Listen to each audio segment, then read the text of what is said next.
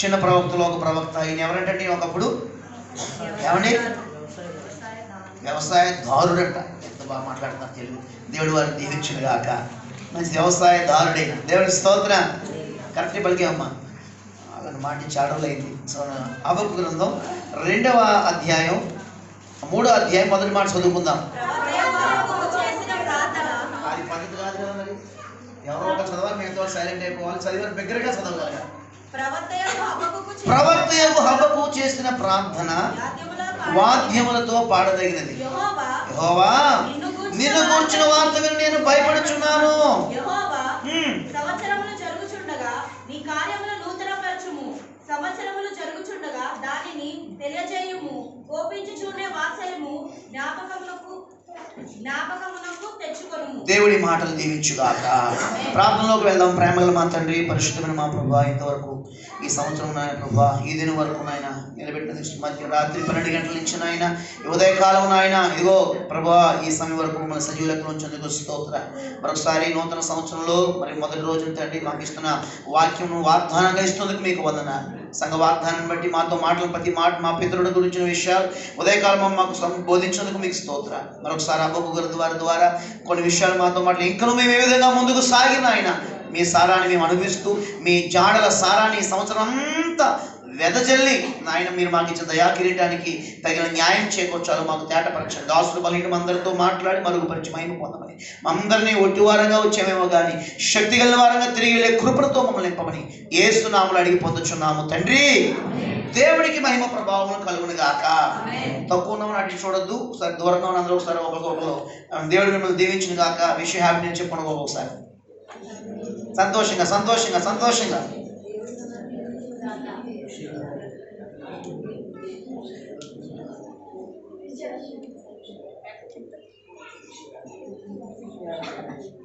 దేవుని ఆశీర్వాదం మన మీద కుమ్మరించబడు గాక.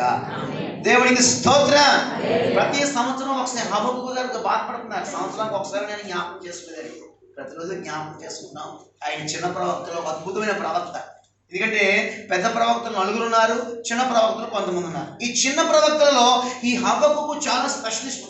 ఎందుకంటే ఏమండి అనేక వ్యవసాయదారుడే కానీ అగ్రికల్చరే కానీ చూడండి ఒక అమూల్యమైన విషయాలు చాలా మంది బైబిల్లో ఈయన గురించి పొందుపరచబడింది. దేవునికి మహిమ కలుగుగాక. చాలా స్పష్టంగా మీతో మాట్లాడడానికి ప్రభు ఇష్టపడుతున్నారు. మరి నేను ప్రార్థనాపూర్వకంగా ఈ వాక్యం సిద్ధపడ్డాను కాబట్టి వీటిని మీరు జాగ్రత్తగా ఆలకించవలసిందని ప్రభు సేవకుడు మీకు ఆనబెడుచున్నాను. దేవునికి స్తోత్రం. ఇక్కడ ప్రవక్త హబక్కు ఏమండి ఏం చేస్తున్నాడు? ఒక ప్రార్థన చేస్తున్నాడు ఆర్కెస్ట్రాతో కలిసి. ఏంటి? యెహోవా నిన్ను గూర్చిన వార్త విని నేను సంతోషిస్తున్నాను అంటలేదు, భయపడుతున్నాను. ఈ మాటనే మనం మొదటిగా ధ్యానం చేయబోతున్నాం. ఏమంటే దేవుని యొక్క వార్త మనకు వినబడినప్పుడు సంతోషించాలా భయపడాలా? భయముతో కూడిన సంతోషం మనకు కలిగి ఉండాలి. 2 ఉండాలి. దేవుని స్తోత్రం. చూద్దాం. హల్లెలూయా. అందరూ చేతుల దగ్గర హుషారుగా దేవునికి స్తోత్రం చెబుదాం. యెహోవా నిన్ను గూర్చిన వార్త విని నేను మొదట భయపడుతున్నా.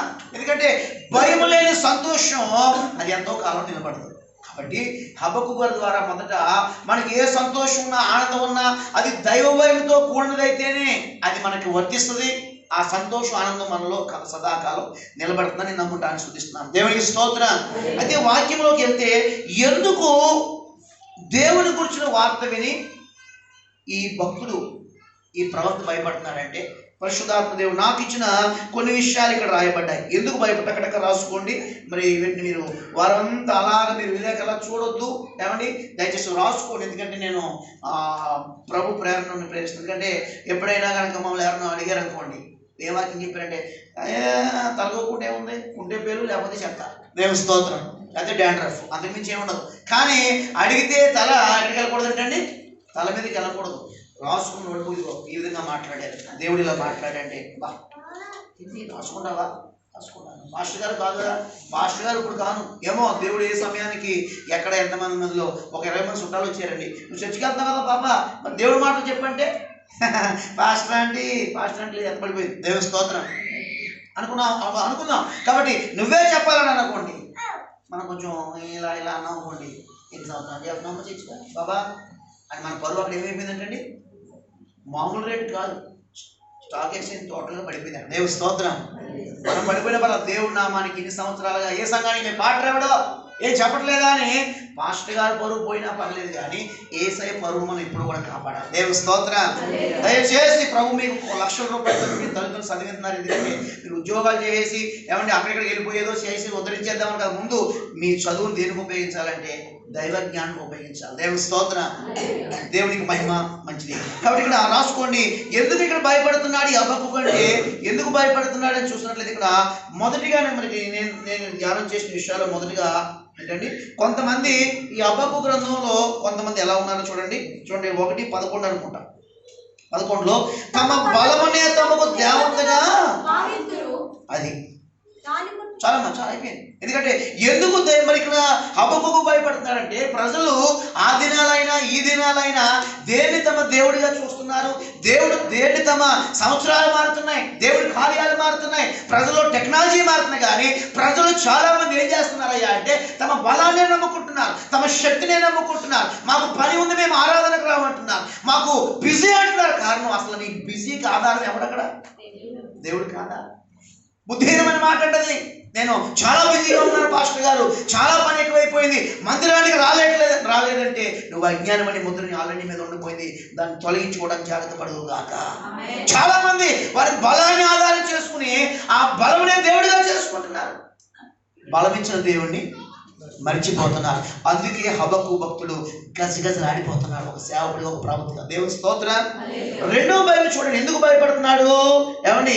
చూడండి ఇక్కడ 1:15 అనుకుంటా. చూడండి 1:15లో చూడండి, వాడు కాలం వేసి మానవులందరినీ గుచ్చిలాగుచున్నాడు, ఉరులు వగ్గి చిక్కించుకొనుచున్నాడు. వాడు తమ వలతో వారిని కూర్చుకొని వేయుచున్నాడు. కావున వల వలన మంచి భాగమును పుష్టినిచ్చు భోజనమును నదని వాడు తమ వలలకు ఏం చేస్తున్నాడు అయ్యగారు? తన ఊరులకు. అందుకు నేను భయపడుతున్నాను.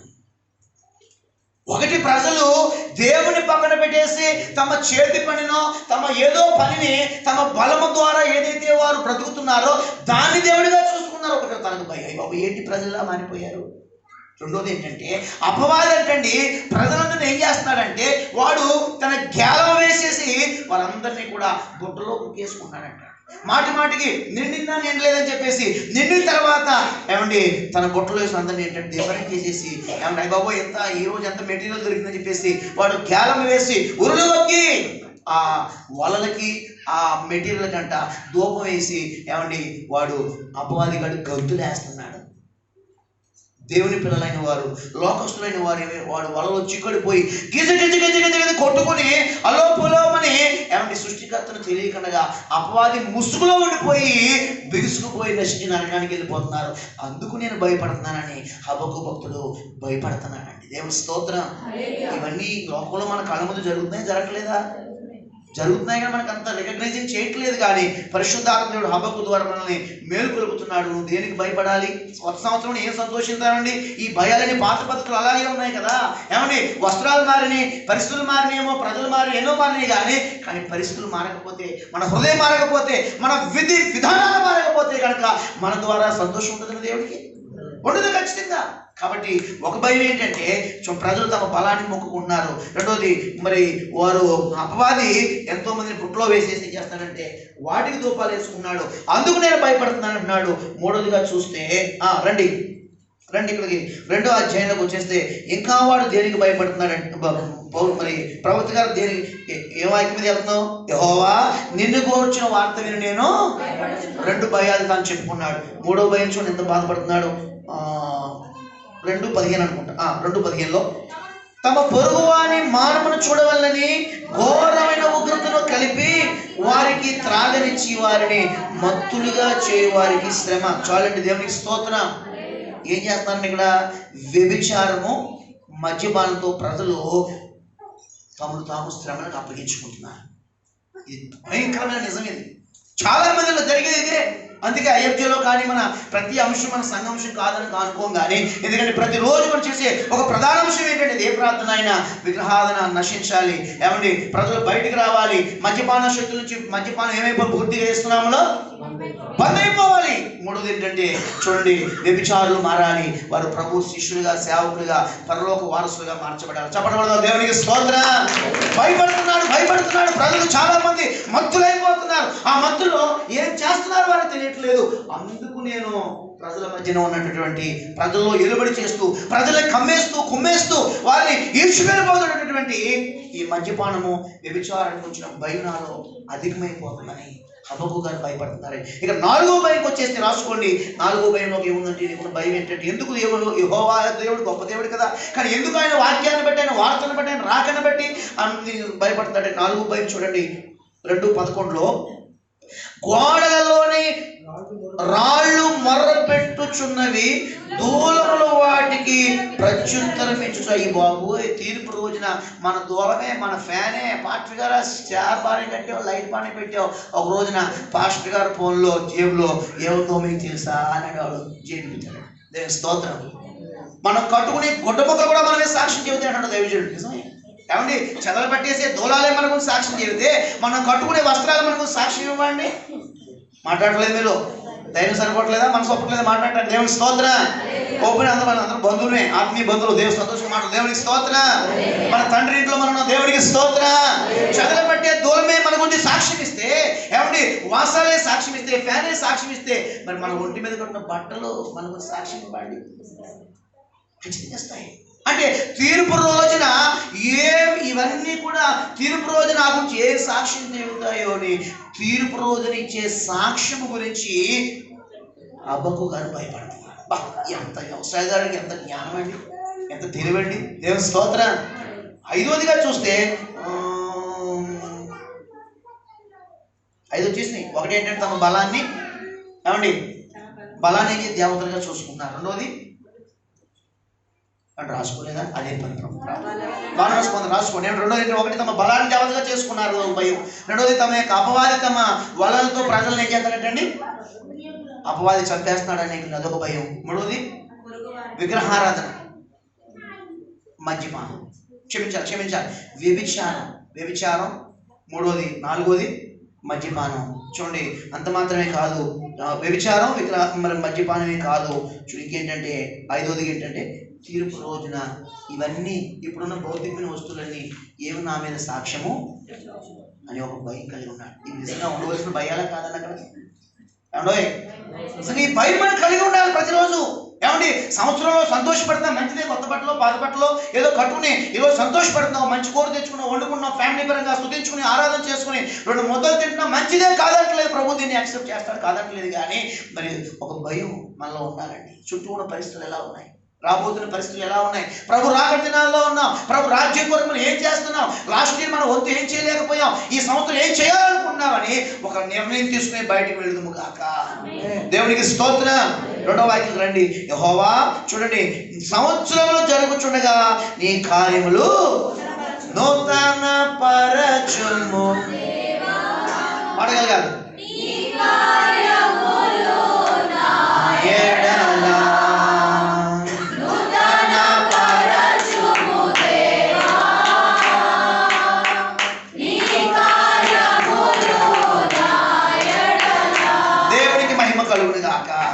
దేవునికి స్తోత్రం. భక్తుడు కొన్ని భయాలు చెప్పుకున్నాడు మనసు మనతో, అటు భయం మనం కూడా కలిగి వారి కోసం ప్రార్థన చేయదుము గాక. 2వది సంవత్సరంలో జరుగుతుండగా కార్యాలు మాటలు ఏమవ్వాలంటే అండి, ఎస్ దేవుని కృప, ఏమండి అనౌంటింగ్ నూతనపరచబడాలి, మనకు పిలుపు నూతనపరచబడాలి. మంత్లీ మన గ్యాస్ బిల్లు ఇప్పుడు అన్నీ ఏదో అన్నారు కదా, ఇప్పుడు మొత్తం అన్ని అప్డేట్ చేయించుకోవట్లేదండి.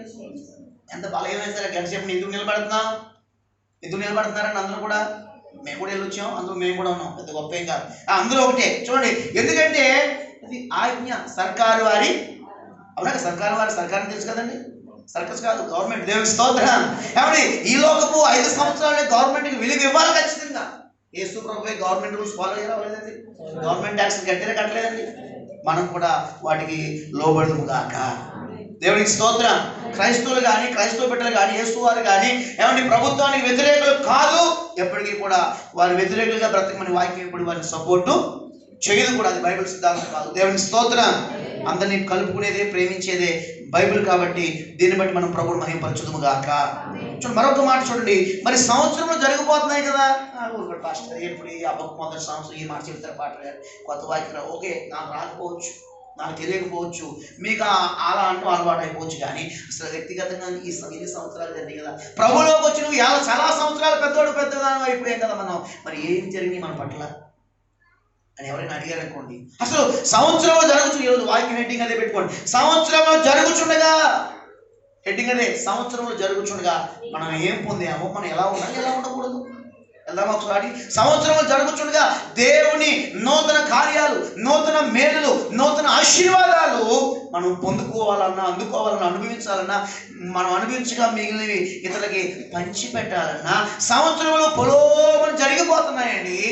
మరి అవి జరిగిపోతున్నప్పుడు మనం కూడా ఎలా ఉండాలి? స్పష్టంగా 2-3 మాటలు పరిశుద్ధాత్మ మనకు సహాయం చేయను గాక. ఆదికాండం 8:17 చదువుకుందాం. సంవత్సరంలో జరుగుచుండగా, సంవత్సరాలు వెళ్ళిపోతున్నాయి, ఏం చేద్దాం మనం? వాళ్ళు ఏమంత భాష అంత కాలబడి బాబా, మహానుభావుడు కాలం కాలమే అని ఏమండి. 28:17 ఆదికాండం. ఇది దేవుని మందిరమే గాని వేరొకటి కాదు, పరలోకపు గవిని ఇదే అనుకొనెను. దేవుడి మాటలు దీవించును గాక. దేవునికి స్తోత్రం. సంతోషంగా స్తోత్రం చెబుదాం. చేతులది స్తోత్రం చెబుదాం. హల్లెలూయా. యాకోబు ఇక్కడ ఏమండి తండ్రిని మోసం చేసి, కళ్ళు కనబడిన తండ్రిని మోసం చేసి, తల్లి ఇచ్చిన తప్పుడు సలహాన్ని బట్టి, కొంతమంది తల్లులు ఉంటారంటే ఇలాంటి వాళ్ళు, కాబట్టి కుటుంబం చిన్నాభిన్నం అయిపోతూ ఉంటుంది. ఇద్దరు పిల్లల్ని సమానంగా ప్రేమించలేరు ఏమండి. అందుకే తల్లిదండ్రులు మించిన మిన్నైన ప్రేమ యేసయ్యలో మాత్రమే మనం పొందుకుందాము గాక. దేవునికి స్తోత్రం. కాబట్టి ఇక్కడ యాకోబు తన అన్నను మోసం చేసి, తన కళ్ళు కనిపించిన తండ్రిని మోసం చేసి ఏమండి, మరి ఎందుకంటే మోసం మనల్ని ఏం చేస్తుందంటే ఖచ్చితంగా పరిగెట్టిస్తుంది. మనం చేసిన మోసం మనం పడుకున్నా అది పడుకుంటుందండి, అది మనల్ని వెంటాడుతుంది మోసం. మనుషుడా మరి మోసపోకుడు దేవుడు విక్రయింపబడ్డాడు, నువ్వేమిత్యావు అదే పంటని మోసాన్ని విత్తాడు. కాబట్టి అయ్యగారు ఏమండి మోసం కాదు, చాలా పెద్ద మోపులు మోసం పోసుకున్నాడు. ఎవరో మన సారు యాకోబు గారు. దేవుని స్తోత్రం. అయితే ప్రయాసపడి చూడండి ఆ భయంతో ఈయన పరిగెత్తి ఎక్కడికి వచ్చాడంటండి. చూడండి బెర్షెబా ఆ ప్రాంతంలో వచ్చినప్పుడు చూడండి అతను ఎక్కడికి వెళ్తున్నాడంటండి. అతను బయలుదేరి తన మామగారైనటువంటి లాభానింటికి వెళ్ళిపోతున్నాడు. తల్లి ఇచ్చిన మరి మాట ప్రకారం వెళ్ళిపోతున్నప్పుడు మధ్యలో చీకటి పడిపోయింది. అక్కడ పడుకుని ఒక తలగాడిని రాయి చేసుకుని అక్కడ పడుకుంటే ఆయనకు ఒక కళ వచ్చింది. ఆ కళలో మనకు అంతా తెలుసు ఏమండి, దేవదూతలు నిచ్చిన ఎక్కటం దిగటం ఏమండి, ఒక ప్రాజెక్ట్ వర్క్ జరుగుతుంది. అక్కడ పైన సింహాసనాశ్రుడిగా దేవుడు కూర్చున్నారు, తండ్రి కూర్చున్నారు. దేవుని స్తోత్రం. ఇది కళే కదా కలబడిందయ్యా అని ఏమండి, ఇది కళే కదా అని దాన్ని కలగానే ఉంచాడు. కానీ ఇది నాకు ఎందుకు చూపించాడని కళ్ళు కడుకుని నోరు కడుకుని, ప్రభా ఏంటి నా పరిస్థితి అని నోరు ఒక ప్రార్థన చేయడం సార్ చేయలేదు. చాలా మంది అంతే, ఇది కళ వచ్చిందంటే పాస్టర్ గారండి కళ వచ్చిందండి. ఎవరన్నా అవుతుంది కళ, అందుకు రావా కళ? రాత్రి నెమ్మది నుంచి రాలేదు పిచ్చి కళ. ఏమంటే దేవుని స్తోత్రం. కళ రావడం కాకపోతే కాదు, ఆ కళ ఏమంటే అది నిజమా కాదా, అది వాక్యానుసారమా కాదా, అది ఆత్మ సంబంధమైనదా కాదా, అది మన రాత్రి ఆ ఆలోచనతో వచ్చిందా, దేవుడు మనల్ని హెచ్చరిస్తున్నాడా, మన దీవెన కోసం ఒక విధానం నేర్పిస్తున్నాడని ఖచ్చితంగా ప్రార్థనాపూర్వకంగా దాన్ని విశ్లేషించాలి. కానీ కళ వస్తుందని చెప్పేసి మనం గంతులు వేసి గోడ మన తలగొట్టేసుకోకూడదు. దేవుని స్తోత్రం. ఇప్పటికీ కొంతమంది ఏదైనా కళ వచ్చిందంటే ఎంత కంగారు పడదు. ఎందుకు కంగారు పడాలి? చెడు కళ అయితే దాన్ని ఒకటి మేము ప్రభా ఈ చెడు కళ కాలిపోను గాక, నువ్వు చూపించగలిగితే మరొకసారి చూపించదు గాక. ఇంకొకసారి కొంతమంది చెప్పినప్పుడు ఏం ప్రభా ఈ ఇలా చెబుతున్నారు కళ అంటే, కొంతమంది ఉంటారండి మాస్టర్ గారని ఎలా చర్చకొస్తారని దేవుడు నాకు చూపించాడు. నా తల్లి దేవుని స్తోత్రం. మా చర్చకు రాకపోతే నేను వైషప్కి వెళ్తాను అనుకున్నానండి. దేవుని స్తోత్రం. అలాంటి ఏమండి కొన్ని అలవాటు అయిపోయిన కళలు ఉంటాయి. అట్టి కళలు ఈ సంవత్సరం ప్రతి వారిలో ఆ చెడు కళ కలిగించే ఆత్మను దేవుడు బంధించిన గాక. మంచిది. ఈ సమయంలో చూడండి, కలబడింది. కలలో కలలో తేరుకుని అక్కడ అది అరణ్య ప్రదేశంలో యాకోబు అసలే భయంలో ఉన్నాడు, అసలే బెదురులో ఉన్నాడు, అసలే తన అన్నగారు మోసం చేసినందుకు అన్నగారు తరుముతూ ఉండగా ఎంతో భయపడిపోతూ ఆ భయంలో ఉన్నప్పుడు చూడండి 28 అక్కడ చూడండి 28 ఏమన్నాడు ఆయన 28లో అక్కడ అంటున్న మాట ఏంటంటే, ఈ స్థలము ఎంతో భయంకరము, నిశ్చయముగా యెహోవా యాకోబు నిద్ర తెలిసి నిశ్చయముగా యెహోవా ఈ స్థలమందు ఉన్నాడు. ఏమిటండి, అది నాకు తెలియకపోయిననుకుని భయపడి ఈ స్థలము ఎంతో భయంకరము, ఇది దేవుని మందిరమే కానీ వేరొకటి, ఇది పరలోక గవినిది అని అనుకున్నాను. దేవుని స్తోత్రం. ఆ చుట్టుపక్కల ఏమైనా సంఘాలు ఉన్నాయా? ఆ చుట్టుపక్కల ఏమైనా ఇళ్ళు ఉన్నాయా? ఏమీ లేకుండా, లేఅవుట్ లేకుండా, అది ఎడారి అరణ్య ప్రదేశంలో అక్కడ ఏమీ లేదండి, ఒక ఇల్లు కూడా లేదు, ఒకరు ఎవరు లేరు అసలు. అటువంటి ప్రదేశంలో దేవుడు కలపడితే అక్కడ ఒక చూస్తాను ఏమంటాడంటే, అక్కడ ప్రత్యక్షమైన స్థలానికి ఏ పేరు పెట్టాడండి, అక్కడ ఇది అమ్మో ఇది దేవుని మందిరమే కానీ వేరొకటి కాదు. ఇంకొక కోటి రూపాయలు మాట్లాడి తెలుసండి, ఇదే పరలోకపు గవిని. చెప్పడం కూడా దేవుడు మహిమపరుస్తాం. దేవునికి స్తోత్రం. ఆమేన్. ఎందుకు ఇక్కడ గమనించండి, ఎన్నో సంవత్సరాలు యాకోబుకి ఎన్నో సంవత్సరాలు జర్నీ జరగలేదండి. యాకోబు జీవితంలో ఎన్ని సంవత్సరాలు వేస్ట్ అయిపోయినాయండి? 20 సంవత్సరాలు వేస్ట్ అయిపోయినాయి. సంవత్సరములు జరుగుతూ ఉన్నాయి, పుట్టినప్పటి నుంచి ఇంతవరకు ఒక వయసు, ఇక్కడి నుంచి మరలా కూడా సంవత్సరములు జరుగుతున్నాయి. కానీ యాకోబు నూతన పరచబడడానికి టైం పట్టిందా? పట్టలేదండి. అర్థం చేసుకోవాలి. సంవత్సరంలో జరుగుతుండగా ప్రభు మనం నూతనపరచాలనుకుంటాడు, కానీ మనం సమయం ఇవ్వాలి కదా. కానీ ఇక్కడ మొదటి మాట, సంవత్సరంలో జరుగుతుండగా నూతన పరచబడాలన్నా, ఒక నూతన క్రియ ప్రభు ఈ పక్షంగా చేయాలన్నా దైవ భయముతో యాకోబులే నిండిపోదుముగాక. మొదటి మాట, సంవత్సరంలో జరుగుతున్న కార్యాలు మనలో రావాలంటే నువ్వు మోసం చేయొచ్చు, ఎన్నో భయాలు నీకు ఉండొచ్చు కాక, దైవ భయంతో నువ్వు నిండిపోతే కనుక నీ భయాలన్నీ దేవుడు దూరపరిచివేది కాక. చెప్పడం కూడా దేవుడికి స్తుతిద్దాం. దేవునికి స్తోత్రం. ఏ భయంతో ఉన్నా, ఏ శోధనతో ఉన్నా, ఏ భయంతో ఇక్కడికి వచ్చావు నాకు తెలియదు దేవుని బిడ్డ, దైవ భయంతో నిండిపోయి నువ్వు వెళ్ళగలిగితే కనుక నీకున్న భయములని దేవుడు సమాధి చేయను గాక. ఏ భయం ఉన్నా సరే దైవ భయం లేనంతసేపు కూడా ఈ నార్మల్ భయాలు, తాత్కాలిక భయాలు, లోక భయాలు, దేవతల భయాలు, పరిస్థితుల భయాలు, కుటుంబ భయాలు, ఈ భయాలను తరుగుతానే ఉంటాయి. కానీ దైవ భయంతో నిండిపోయినప్పుడు దేనికి మనం భయపడం, ఎందుకంటే నాలో ఉన్న వాడు లోపల కంటే దేవుడికి స్తోత్రం. అయ్యగారు అక్కడ వెంటనే టెంపుల్ కట్టేసి పెద్ద సిలువ పెట్టేసి ఏమైనా లైటింగ్ పెట్టేది అక్కడ ఆ కళ చూపించింది ఏమైనా కొంచెమైనా దేవుడికి కృతజ్ఞత చూపించాడు అక్కడ. సార్ ఒక టీం వర్క్లో వెళ్తున్నాను, ఒక అమ్మాయి నా మనసులో ఉంది, ఆమెను పట్టుకునేదాకా ఆమె నేను కంట్లో పడింది, మనసులో పడింది, నా పక్కకు వచ్చేదాకా, నేను మ్యారేజ్ అయ్యేదాకా, హోలీ మ్యారేజ్ అయ్యేదాకా నేను నా మనసు మార్చుకొనే ఏ నూతన పరచబడ్డాడని యాకోబు. సరే, దేవుడు ఒక గొప్ప కళ చూపించినా సరే ఆయన దూతలు ఎక్కుతూ దిగటం అనేది, నిచ్చెన అనేది రక్షణకు సాదృశ్యం. అది ఏ వ్యక్తి అయినా సరే, ఇది ఒక వ్యక్తి యేసుక్రీస్తు వారు కొన్ని సంవత్సరాల క్రితము ఏమండి ఆ నిచ్చెన సిలువకు సాదృశ్యం. దేవునికి స్తోత్రం. తండ్రి అయిన దేవుడు తన కుమారునిదిగో ఈ విధంగా కిందకు దిగి వస్తాడు, నిచ్చెన లాంటి ఒక సిలువ ద్వారా.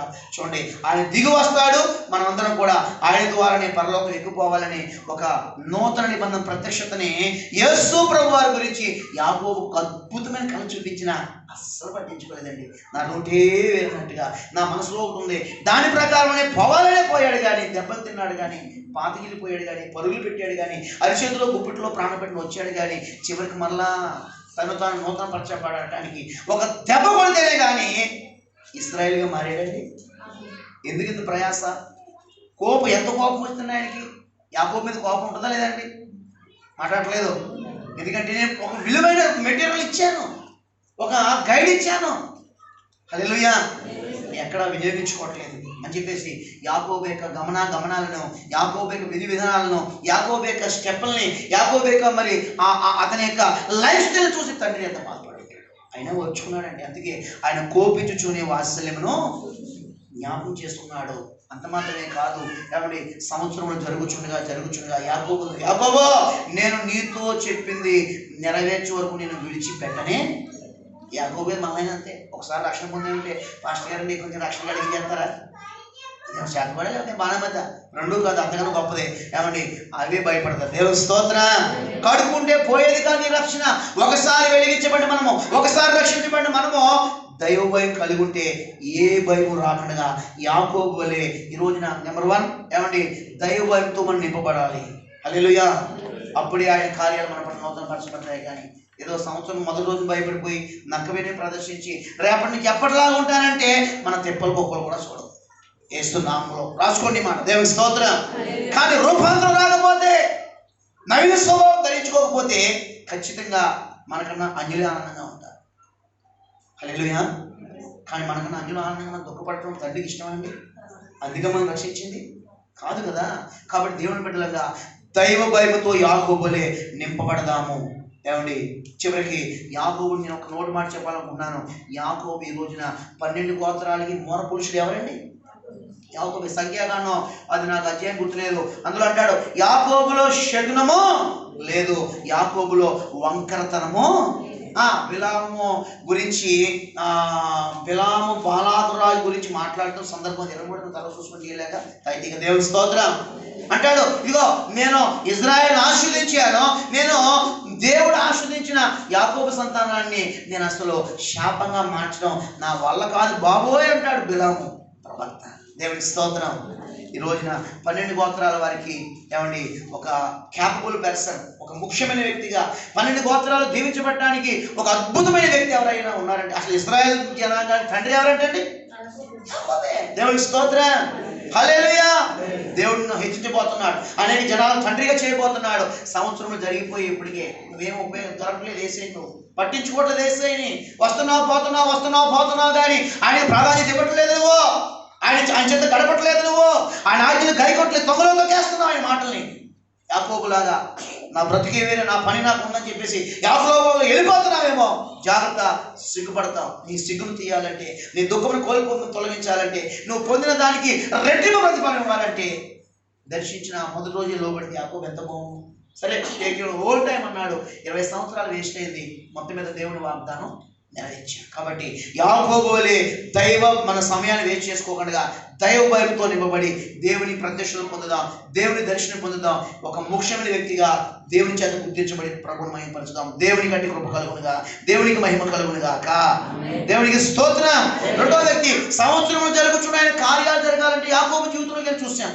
దైవ భయం కలిగి ఉంటేనే అది సెట్ అవుతుందని నేర్చుకున్నాం మొదటి మాట. రెండోది చూస్తేనండి, చూడండి రెండో మాట నిర్గమాకాండం 3వ అధ్యాయం చూద్దాం. 5వ వాక్యం. నిర్గమ పక్కనే ఉంది. నిర్గమ 3:5లో చక్కటి మాట. అందుకాయన దగ్గరకు రావద్దు, నీ పాదము నుండి నీ చెప్పులు విడుము, నీవు నిలిచి ఉన్న స్థలము పరిశుద్ధ ప్రదేశమనిను. దేవుడి మాటలు దీవించును గాక. దేవుని స్తోత్రం చెబుదా. హల్లెలూయా. రెండో అద్భుతమైన వ్యక్తి ఎవరయ్యా అంటే నిజంగా మోషే జీవితంలో ఎన్ని సంవత్సరాలు జరిగినాయండి? మోషేకి ఎన్ని సంవత్సరాలు అసలు? హలో బాబు సిగరెట్ నాకు బాగా మేము నిలబడలేకపోతున్నాను.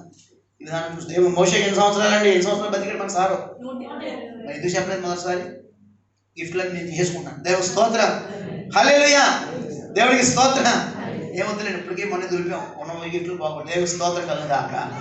సంవత్సరం 120 సంవత్సరాల జీవితంలో ఎన్నో సంవత్సరాలు మోషే ఫస్ట్ 40 years ఏమో లగ్జరీగా ఒక రాజరిక విద్యను నేర్చుకున్నాడు, ఒకటి అదొక దేవుని చుట్టూ. మిగతా 40 సంవత్సరాలు నవార మీద ఉన్న, నవర్లు ఏముంటాయండి? నవరంటే తెలుసు మీకు ఎవరైనా? స్లీప్ వెళ్ళి పరుపులే తెలుసా? దేవుని స్తోత్రం. నవారులో ఏముంటుందంటండి? నల్లు ఉంటుంది. దాని పేరు నల్లేనండి. సో కాబట్టి నల్లు ఎలాగైతే పడుకున్న మనం భారీ శాంతి పడుకున్నప్పుడు నల్లు నలుగుతాయి, నలుగుంట అక్కడ నలుగుతాయి. ఎంత బాబు ఇంత ఉన్నాడు ఎక్కడ బాబు, మనిషి పశువా అని ఎంత బాధపడతాయి. దేవుని స్తోత్రం. ఎంత కొరుకుదా ఉన్నారు, ఏ కంకరాయ ముక్కలో ఉందండి, బాడీ కొరగట్లేదు అనుకుంటాయి. అలాంటిది మన పరిస్థితి. దేవుని స్తోత్రం. సరే ఏమన్నా బాధపడకండి, వాక్య ప్రకారం రండి. దేవుని స్తోత్రం కలుగును గాక. మోషే జీవితంలో 80 సంవత్సరాలు జరిగిపోయినాయండి, కానీ ఏమి కూడా గుర్తింపు లేదు అయ్యాయి. కానీ దేవుడు ఇక్కడ ఈ 3వ అధ్యాయము 5వ వాక్యంలో ఏమండి, ఇక్కడ ఇంతకీ మోషేని ఎక్కడ తీసుకుంటే అరణ్యము దాటించి పర్వతం మీద నడిపించిన తర్వాత ఒక ప్రత్యక్షతను చూపిస్తున్నాడు. దేవునికి స్తుతి చెబుదాం.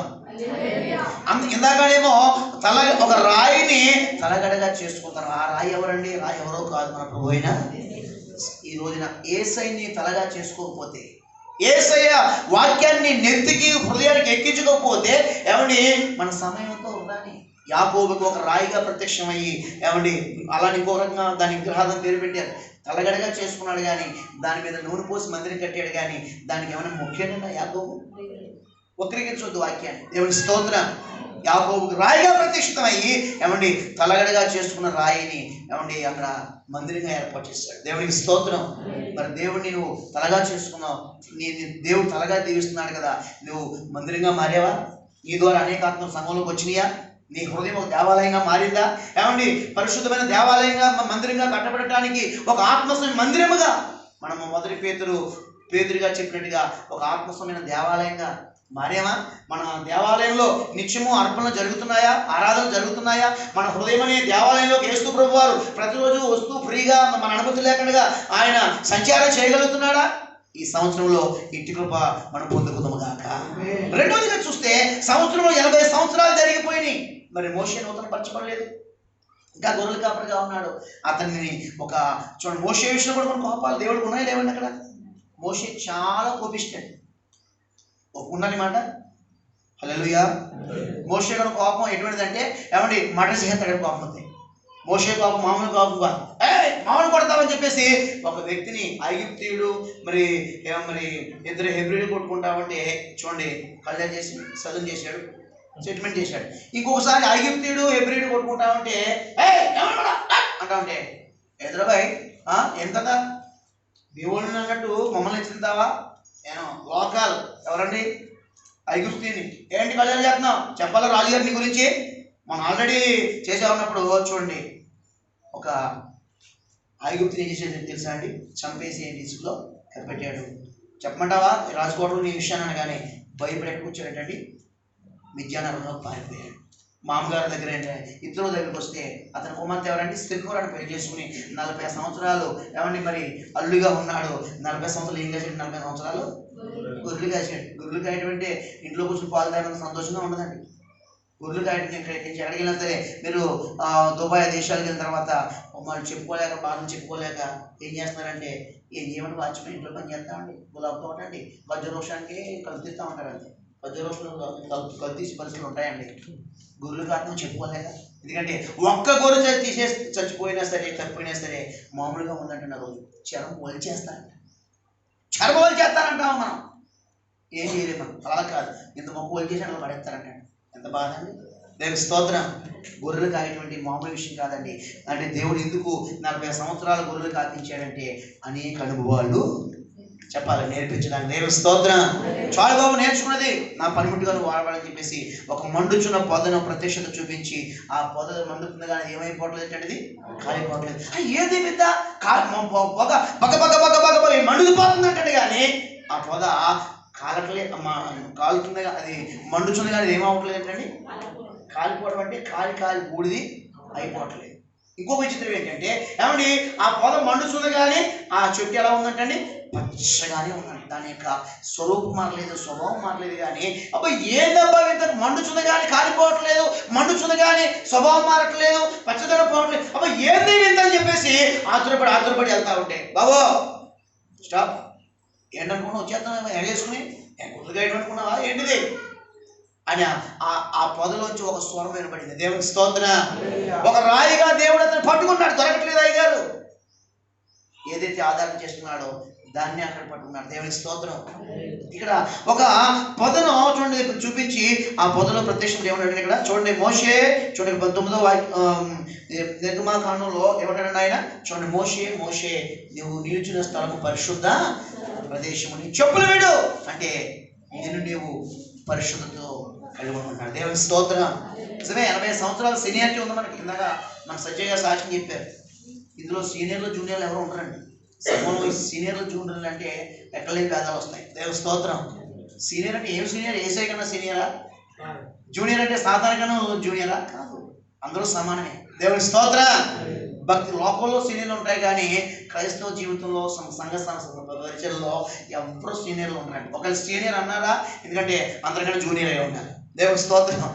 నేను ప్రభులో సీనియర్ అండి, నేను సంఘ పెద్దలు అన్నాడంటే సంఘ పెద్ద మామూలుగా ఉండదు. ముందు కుటుంబం అంతా నిలబడాలి, కుటుంబం అంతా పరిచయంలో ఉండాలి. సంఘ పెద్దగా ఒక వ్యక్తి ఉండాలంటే ఆ కుటుంబం అంతా ఎన్ని క్వాలిటీస్ కలిగి ఉండాలో తీతు పత్రిక చదువుకోండి. దేవుని స్తోత్రం. కాబట్టి ఏమో ఏ రకంగా మరి అనిపించిందో తెలియదు, కానీ ఇందులో సీనియర్లు జూనియర్లు ఉంటారు. నేను చూద్దాం కదా, నేను పెద్ద పాలేరుని, మీరు అందరూ చిన్న పాలేరు. మన అందరం దేవుని పని మనుషులనే. ఆంధ్ర భాషలో దేవుని నమ్ముతున్నారా? మరి నమ్మితే సంతోషంగా మాట చెప్పండి. మరి దేవుడికి మహిమ కలుగును గాక. దేవుడికి స్తోత్రం. చూడండి ఇక్కడ వెంటనే, చూడండి అక్కడ ఇది పరిశుద్ధ ప్రదేశం అనగానే వెంటనే చెప్పులు విడిచాడు మోషే. ఆ పొద దర్శనాన్ని బట్టి చెప్పులు విడమనగానే నేను ఇవ్వడం ములిగుచ్చుకుని అనలేదండి. అక్కడ పరిశుద్ధను పొందుకో, పరిశుద్ధత నీలో కొలుగుది. ఏంటనుకున్నావు? అన్నిటికీ కర్ర వేసుకుని లెక్కని అన్నిటి దగ్గర వెళ్ళని కర్ర పోటేసుకుంటే వెళ్ళిపోవడం కాదు. ఇది పరిశుద్ధ ప్రదేశం బాబు. ఈ చెప్పులు విడమన్నా కానీ చూడండి, చెప్పులు విడటమే కాదు, మన హృదయంలో ఉన్న అపవిత్రమైన వాటిని విడిచిపెట్టుకుని, ఇందాకేమో దైవ భయంతో నింపబడిపోవాలని మాట్లాడాడు. ఇప్పుడు పరిశుద్ధతతో మనం ఏమైపోవాలంటే అండి, నిండిపోవాలి మనం. దేవుని స్తోత్రం. లాస్ట్ ఇయర్ ఏమన్నా ఛార్జింగ్ ఎంత ఎక్కింది?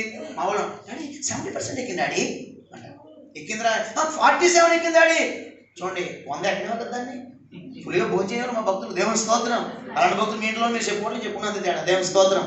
కొంత పెద్ద భక్తులు కూడా ఏం కాదు, నువ్వు తింటా ఉండు, నేను గేమ్ ఆడుతూ ఉంటాను అంటే కొంతమంది తింటానే ఉంటారండి, గేమ్ ఆడుతూ ఉంటారు. కొన్ని ఇంట్లోకి వెళ్తే నలుగురు కూర్చొని ఆడుకుంటారండి. హై స్కూల్ అంటే టైం పాస్ ఫాస్ట్గా క్యారమ్ బోర్డు కొన్ని డబ్బులు లేవండి. ఇల్లు దొరుకుతా ఉంటే బ్యాగ్ సిగ్గు లేకపోతే లెంపలేసి వాయిద్య పడేసాయి. దేవుని స్తోత్రం. ప్రభు నమ్ముకుని అది జోద సమయం మెడలు పట్టుకుంటావు నువ్వు. హల్లెలూయా. ఎంత భయం ఉండాలి నీకు దేవుని బిడ్డగా. ఇంకా బ్యాగ ముక్కలతో బొమ్మలాటలు ఆడే వయసు ఆడమంది.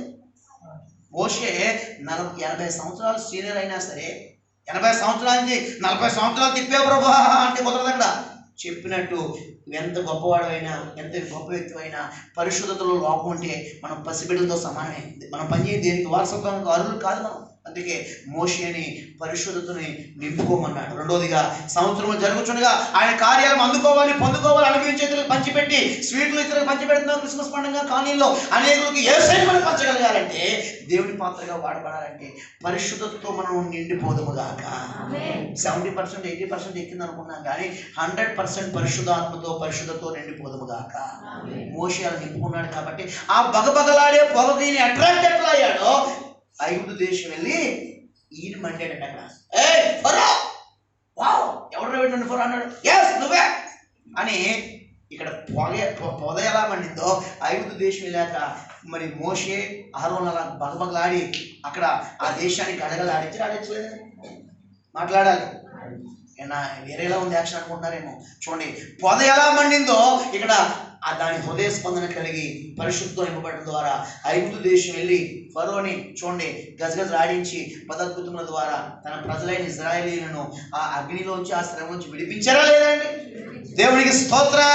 సంవత్సరం జరుగుతుండగా ఈ సంవత్సరంలో నువ్వు పరిశుద్ధతతో నింపుకోవడం ద్వారా మోషే వలె అనేక ఆత్మలని నడిపించినట్టుగా దేవుడు నిన్ను నూతన పరచునుగాక. దేవునికి స్తోత్ర. ఏమని ఇలా చేయడం ద్వారా యాకోబు గొప్పతనం ఏం చెప్పుకున్నాం? యాకోబు మరి ఇజ్రాయేల్కి గోత్రకర్త అయిపోయాడని, అతను శకునము లేదని, అతను వంకరత్వం లేదని ఒక గొప్ప సాక్ష్యం పొందలేదండి. పైగా ఒక మాట మర్చిపోయాను, నేను అబ్రహాము దేవుడును. అంత అవసరమా యాకోబుకి? నేను పరలోకం తండ్రిని అంటలేదు. నేను అబ్రహాము దేవుడును, ఇస్సాకు అంటే నేను యాకోబు దేవుడిని ఏమండి దేవుడు పరిచయం చేసుకున్నాడు. దేవ స్తోత్రం. దేవుడు పరిచయం అవ్వాలంటే ఆ పరిచయానికి మన పేరు ముందు వచ్చేలా మనం భక్తిని నింపుకుందాము గాక. దైవంతో నిండుకుందాం, రెండు పరిశుద్ధతో నిండుకుందాం. దేవుడు మనల్ని నమ్మకమైన వారిగా గొప్పవారిగా చేయును గాక. మోషే 120 years బతికిన కళ్ళకి ఎక్కడ ఏం రాలేదంటే మందత్వము, కాళ్ళలో సత్తువ. దేవుడు ఆత్మబలంతో నింపేశాడంట. దేవుడికి స్తోత్రం. 120 సంవత్సరాల్లో ఏమండి కొంచెం కోపపడ్డాడు కానీ కక్కుర్తి పడలేదు. క్రైస్తవులుగా కోపపడమన్నాడు దేవుడు. పాపం ఉన్నప్పుడు, తప్పు ఉన్నప్పుడు కోపపడాడు కానీ కోపపడవచ్చు. కానీ క్రైస్తవులు ఆ కోపంగా మాత్రం మారకూడదు. సూర్యుడు అస్తమించిన నీలో కోపం అంతా ఏమైపోవాలంటండి? అలా కాకుండా సూర్యుడు అస్తమించే బయటకు వెళ్ళిపోతుంది, కోపాన్ని తలుపులు వేసి, లాకర్లు వేసి, జీగురంటి చేసి, 9 జీగురంటి చేసి, కుదరదని తలకాయ గార్నిష్ కొట్టుకుంటే రక్తం వచ్చేది నీవే, ఆ ప్లాస్టిక్ బయటపోయి నీదే. దేవుని స్తోత్రం.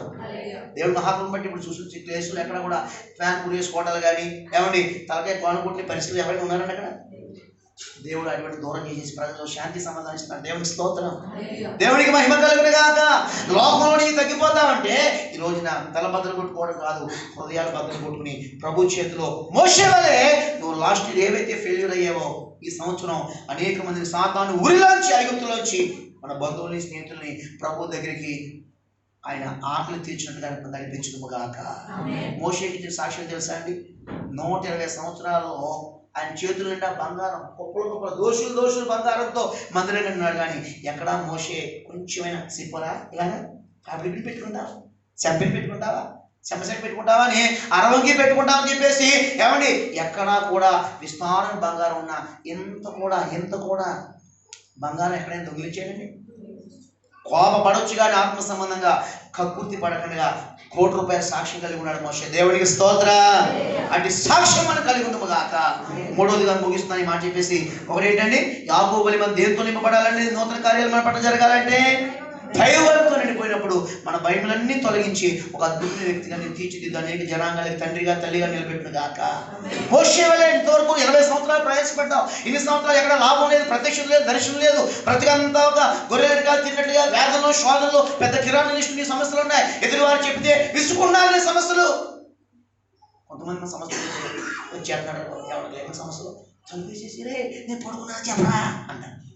సోది మొదలెడతాడు బాబా, సమస్యలు ఎవడంటాడో అని అలాంటి భక్తులు మంది లేరండి. ఎందుకని వారి సమస్యలు అంత వినలేనంత భారంగా ఉన్నాయి. కానీ వారు ఎలా భరిస్తున్నారని మనం వినటానికే మనకు బాధ అనిపిస్తుంది కదా. కానీ ఆయన ప్రార్థన చేయడం అట్లా భరించేవాడు ఎంత గొప్పవాడు. అందుకే మన భారములు ఆయనకు తెలిసే ఉన్నవి, అందుకే దిగి వచ్చాడు. దేవునికి స్తోత్రం. మూడోదిగా చూడండి ఏమండి, ఒకటి దైవభయంతో నిండిపోవాలి, మూడోది పరిశుద్ధతో మనం నింపేసుకోవాలి. నిండిపోయి ఒక ఉన్నతమైన వ్యక్తిగా మనం మార్చబడదుము గాక. యెషయాను 6:7 చదువుకుందాం ముగింపు మాటగా. సంవత్సరంలో జరుగుతుండగా ఆయన కార్యం మన పట్ల జరగాలంటే యెషయా 6:7 ఇది నీ పెదవులకు తగిలిన కనుక ఆయన అన్నను అప్పుడు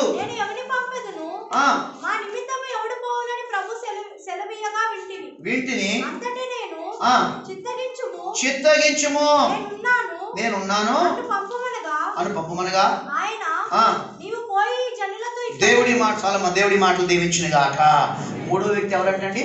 యెషయా గురించి ఎంతసేపు కూడా మన సమయం సరిపోదు. కానీ ఈ యెషయా భక్తులలో గొప్పతనం ఏంటంటే, యెషయా ధనవంతుడు విద్యావంతుడు అయినప్పటికీ కూడా ఏమని ఇక్కడ ఒకటి పరిశుద్ధతతో, మరి ఒకటి దైవభయంతో నింపబడినప్పుడు ఆయన కార్యాలు యాకోబు పట్ల నెరవేరినట్టుగా మన పట్ల నెరవేరిన గాక. రెండోది పరిశుద్ధతతో మనం నింపబడటం ద్వారా ఏమండి మరి మోషే వలె దేవుడు మనల్ని వాడుకుని అనేక మందికి తల్లిగా తండ్రిగా దేవుడు మనల్ని ఆశీర్వదించును గాక.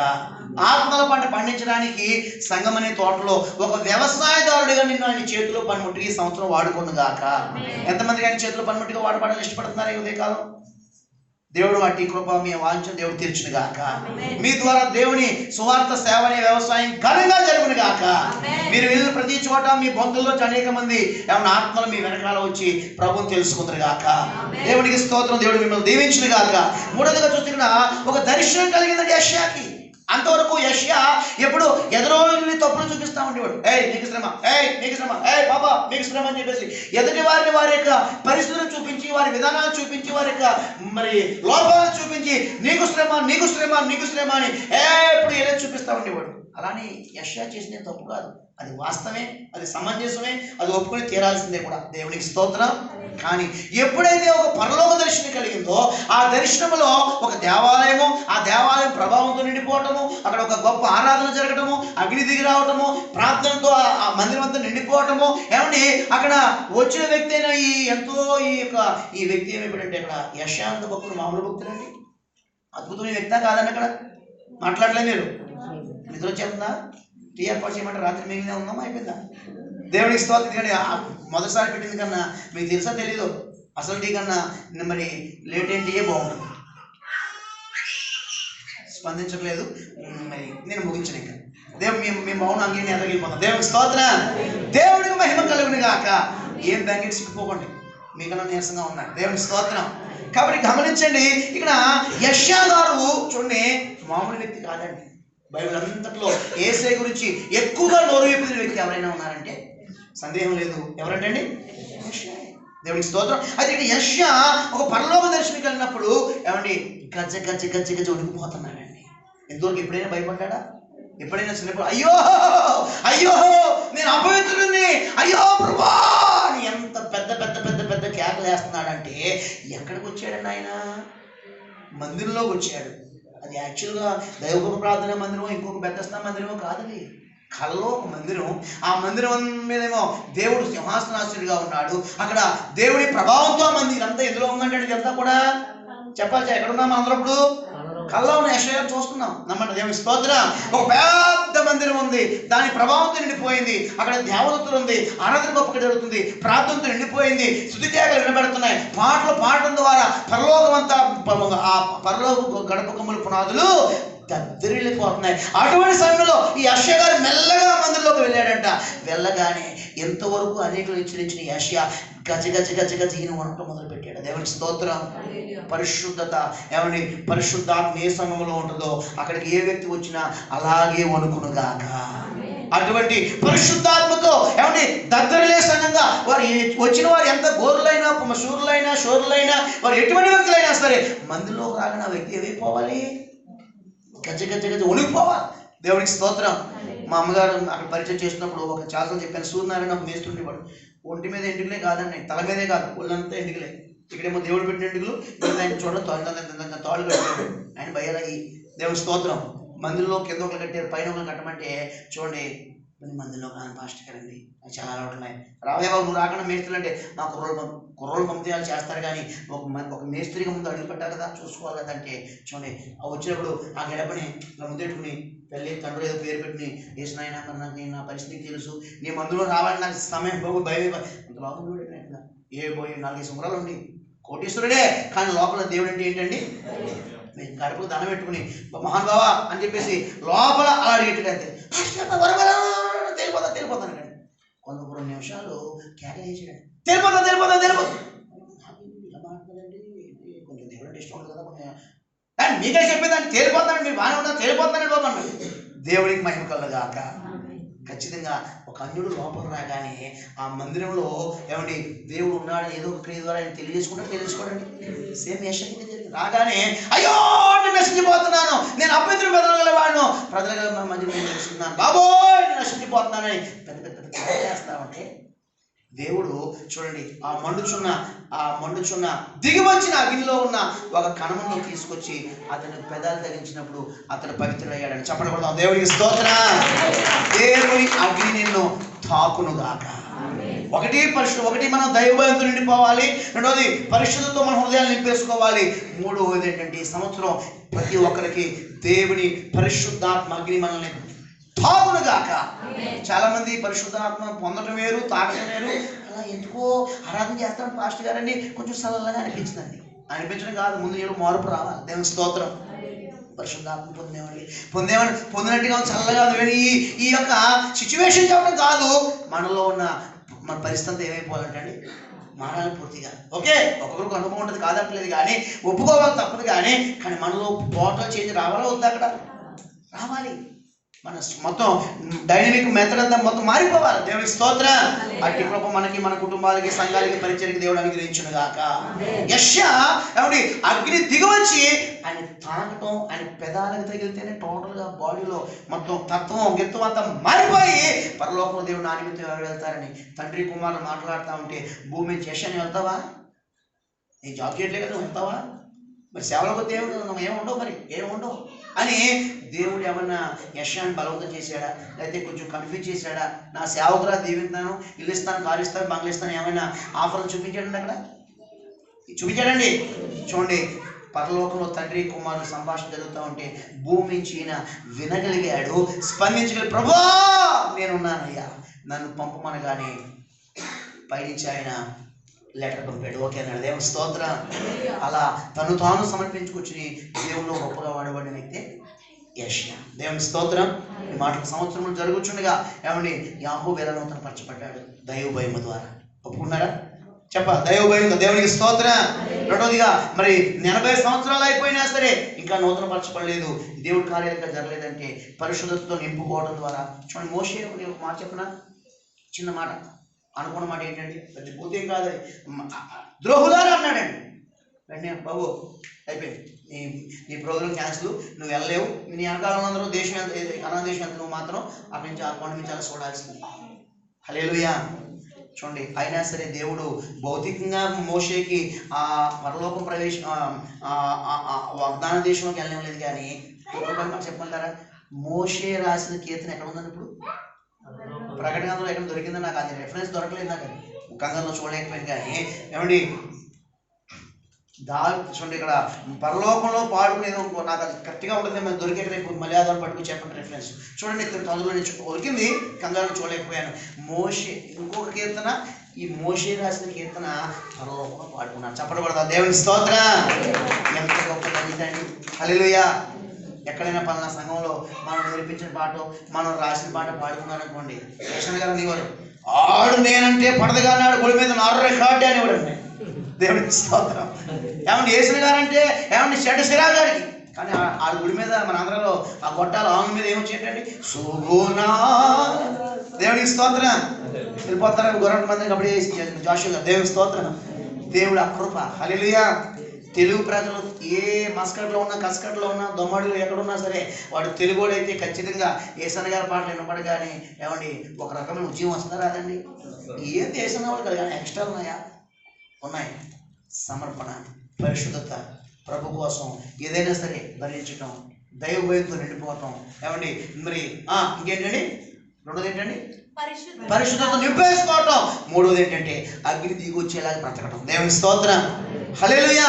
మనం బ్రతికేంటి బ్రతుకు కాదు, మన బ్రతుకు ద్వారా దేవుని అగ్ని అవ్వాలంటే భూమి మీద దిగి రావడమే కాదు, మన మీదకి అగ్ని రావాలి, మనం పూర్తిగా కాల్చబడాలి. అసలు దేవుని స్తోత్రం.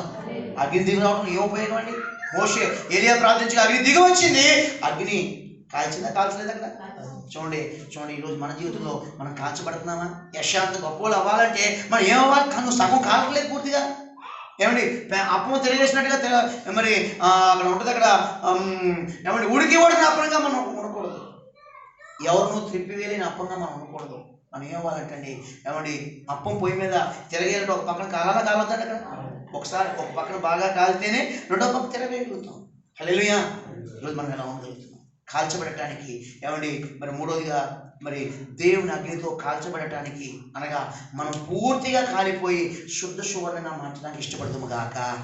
మోషే కీర్తన అక్కడ రాయబడింది. మరి ఈ యెషయా ఇంత బలంగా వాడబడటం ద్వారా మరి ఆయనేమో ఇజ్రాయేలుకు పెద్ద ఏదో పేరు వచ్చింది, మరి మోషేమో నా ఇల్లంతట్లో ఆయనకున్న రేంజ్ ఏంటంటే పరలోకానికి పాట, ఇలాగా ఒక రేంజ్ వరకు వచ్చింది. మరి యెషయాకి ఏముందండి? ఎందుకు అది చూద్దామా?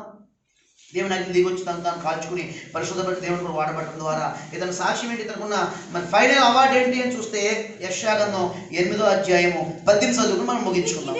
ఇదిగో నేను యెహోవా నాకు ఇచ్చిన పిల్లలను సీయోను కొండ మీద నివసించు సైన్యములకు అధిపతి యెహోవా వలన సూచనలుగాను మహత్కార్యములుగాను ఇజ్రాయేల్ మధ్య ఉన్నాం. అందరూ గట్టిగా చెప్పకూడదా?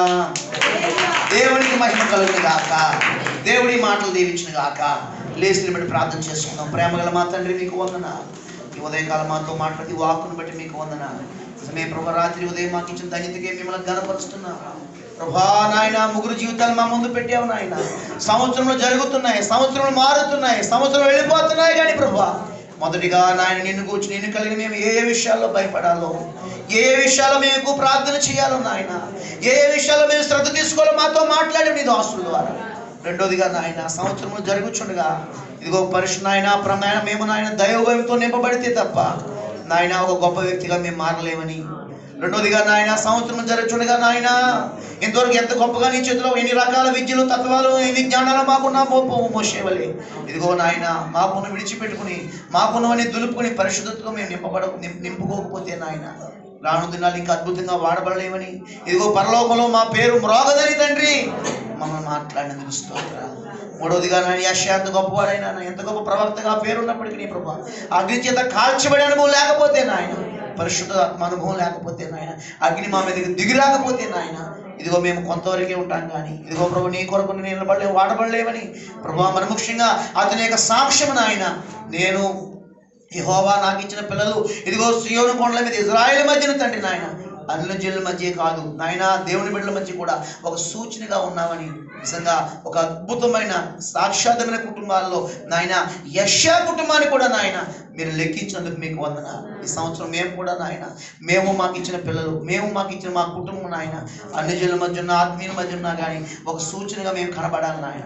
ఇదిగో ప్రభు బిడ్డలు అంటే వీళ్ళే, ప్రభు నమ్ముకున్న వారంటే వీరే, పరలోకం అంటే వీళ్ళ ఇంట్లో ప్రార్థనకి వెళ్తే మాకు దొరుకుద్ది, పరలోకం వెళ్ళక్కర్లేదు కానీ భూమి మీద వీళ్ళ ఇంట్లోకి వెళ్తే పరలోకం అనుభవిస్తాం, తండ్రి ప్రేమను చూడగలుగుతామని మా ప్రాంతానికి, మా కుటుంబాన్ని, మా బిడ్డల్ని, మా ఫ్యామిలీని ఒక సాక్షాత్తంగా సూచనగా మార్చమని ఈ వాక్యం మా అందరిలో అటు అనుభవాలు మాకు దయచేయమని ప్రభు. ఆ సంవత్సరం జరుగుతున్న ఏమైతే మాలో జరగలేదో ప్రభు నన్ను క్షమించి మా మీద కోపం మానుకుని తండ్రి మమ్మల్ని ఆశలు ఇంకా మమ్మల్ని నూతన పరచండి. ఇదిగో నేను నూతన క్రియ చేయుచున్నాను, అది ఇప్పుడే మొలిచినట్టుగా నాయన ఎన్నో సంవత్సరాలుగా జరగని కార్యాలు ఈ సంవత్సరం మేము పొందుకొని నాయన ఒక సాక్షాత్తులుగా ఈ సంవత్సరము 24లో ఒక సాక్షి స్తంభాలుగా నాయన, ఒక దీప స్తంభాలుగా నాయన మా ప్రాంతాలకు, మా సంఘాలకు, మా కుటుంబాలకు, మా బంధువులకి ఒక సాధనంగా వాడబడుకున్నట్లుగా మీ చేతులు నిలబెట్టుకోమని యేసు నామములో ప్రార్థించి పొంది ఉన్నాము తండ్రి. దేవునికి మహిమ.